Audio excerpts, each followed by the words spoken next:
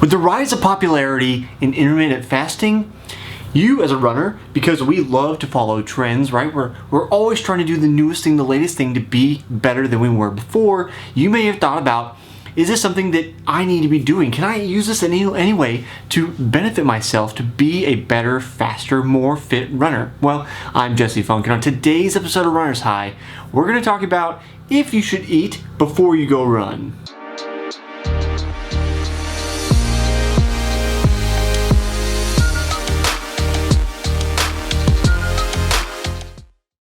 If you haven't spent any time with me here on the channel, hit that subscribe button. You'll want to stick around, not just because to see my shining face, but also because I interview people on my other show, the Smart Athlete Podcast, and we talk about topics like this, where you can talk to registered dietitians, people in these specific fields who can answer these questions, not just me doing research and letting you know what I find. So, now that we've got that out of the way, what we want to know is, should you eat before you go run? Well, we have to look at the underlying theory here. What are we talking about? Why would we not eat before we go run? I've talked about this in another video when we're talking about stomach aches. Well, that's one reason you might not eat, but in this case, we want to think about performance. And the idea, the theory here, is that if you don't eat before you run in a fasted state, say you went to sleep, you got up, you haven't eaten for 8 hours, and you go run, then the ability for your body to adapt by burning fat increases over time. And this is something that we've seen in scientific literature, in animal models, in numerous places. But as I was looking for another video I'm shooting today, in my copy of Racing Weight by Matt Fitzgerald, who, by the way, has been on the Smart Athlete Podcast. We talk about all kinds of stuff in that episode. I just happened to open the book. For whatever reason, I had it bookmarked, and right on this page, entirely incidentally, I haven't picked this book up in months or years probably. Abundant research shows endurance performance is compromised in the fasted state. So Matt himself is giving us some research to say maybe this isn't all that it's cracked up to be.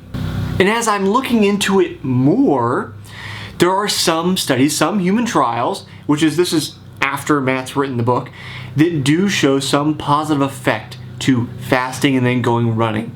But there's a big caveat in that there's really mixed results in these studies.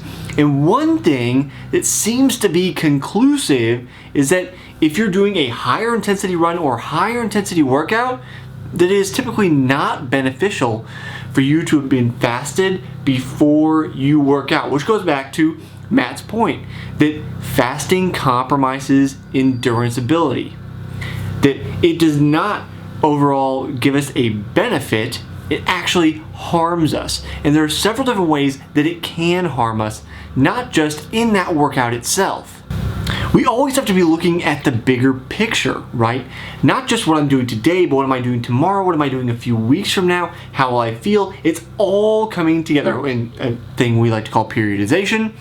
If you don't know what that is, as I mentioned, subscribe to the channel. I have a video on periodization that explains that, but it's basically the methodology where we put together our training schedule, the highs, the lows, and the intensities, all those varying things coming together in a periodized schedule.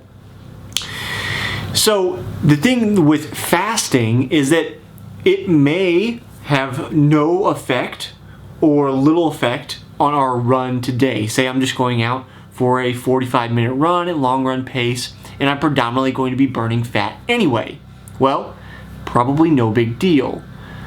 But the effect that fasting has is that it requires you to draw more nutrients from your body. So the higher the intensity of your run, so if you're going to the track, doing intervals on the track, or doing a fartlek, anything with more intensity or a longer duration, anything over 90 minutes, so if you're marathon training, then this is especially important for you. Your body's going to draw nutrients from somewhere. And when it no longer has the ability to draw on glycogen stores, because even at our long run pace, we're burning fat and glycogen at the same time. It's just a heavily shifted towards fat fuel source, fuel mix. At that time, when you are unable to burn any more glycogen, you run out of your glycogen stores at that time, then your body is going to start breaking down muscle. And that is something we do not want under any circumstance, because then we have to do all this extra work to build up the muscle that shouldn't have been broken apart for fuel in the first place. Which leads us to other problems, and that can be injury or a susceptibility to overtraining. Because what happens when we're overtrained, right? We are working too hard for our body to recover fast enough to keep up with the training load that we're asking it to go through. So if you've broken down muscles for fuel, instead of just breaking them down from the exertion in your exercise, in your run, then you're placing extra strain on your body, and the temptation to go into overtraining is going to be greater, or the likelihood of going into overtraining is going to be greater, because you put that extra demand that your body is unable to cope with, so you recover slower. All of this is really to say fasting may have some benefit. There are, as I mentioned earlier, some studies that show it has some benefit to improving our ability to burn fat aerobically, which is good for us in the long term, but it is not conclusive. We don't have enough evidence yet to suggest that it is in fact the way to go. There's a lot of anecdotal evidence right now that intermittent fasting is the way to train, it's the way to get lean, all of these things. But there is some new evidence coming out suggesting that it may not be all that it's cracked up to be. Be wary of fads. Always be wary of fads. Now, that isn't to say that there isn't a kernel of truth in the things that come out, because we're always developing our knowledge base. As humans, this is what we do. We research, we push the envelope, we try new things. So it is perfectly fine to look into new things, but look at them with an air of skepticism. Do your research, look to the trusted experts in fields, and see who says what. Is there a plurality or consensus that this is a thing? That this is actually beneficial? Is there enough data to put, say, hey, yes, this is true? Or is it some kind of pop science article where the author didn't really understand the study that they were drawing from and drew incorrect conclusions? That happens all the time. And I talk about that with my guests on the Smart Athlete podcast. So if you want to know straight from the horse's mouth, speaking to the people doing the research, subscribe to the channel. Stick around for my other show. It comes out on Fridays, every Friday.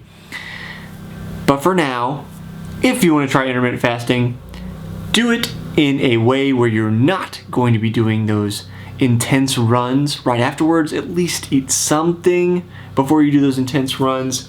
And keep track of how you feel, how your training going, all that kind of stuff. Be wary of getting yourself into a situation where you're going to be injured or overtrained. All right.